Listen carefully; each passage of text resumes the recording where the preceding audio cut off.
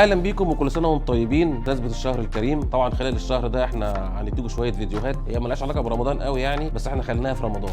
احنا سميناها سلسله ما لا يسع المهندس جهله. الهدف من السلسله هو توضيح الفرق بين بعض المتشابهات وبعض التيرمز اللي انت بتستخدمها كل يوم في مجال شغلك. اليوم احنا بنتكلم معاكم في فيديو عن الثورات الصناعيه. النهارده احنا بنتكلم عن تاريخ الاقسام الهندسيه. احنا بنتكلم في اكسبريشنز ساعات الناس بتلخبط فيها، مصطلح الستاندردز، مصطلح الكودز، مصطلح السبيسيفيكيشن، مصطلح الريكوايرمنتس. المصطلحات دي طبعا فيها بينها فروق بسيطه. اليوم احنا بنتكلم في اجيال المهندسين اللي هي في الاساس مرتبطه بالثورات الصناعيه. اتمنى طبعا ان الفيديوهات دي تعجبكم خلال شهر رمضان، وان شاء الله باذن الله تستفادوا منها اقصى استفاده. طبعا لو في اي حد فيكم حابب يضيف اي موضوع او في كلمه او تيرمز في ذهنه مش واضح، ممكن يقول لنا في الكومنتس واحنا هنحاول بقدر الامكان اللي احنا ندرجها في الحلقات اللي جايه. اهلا بيكم وان شاء الله تستمتعوا.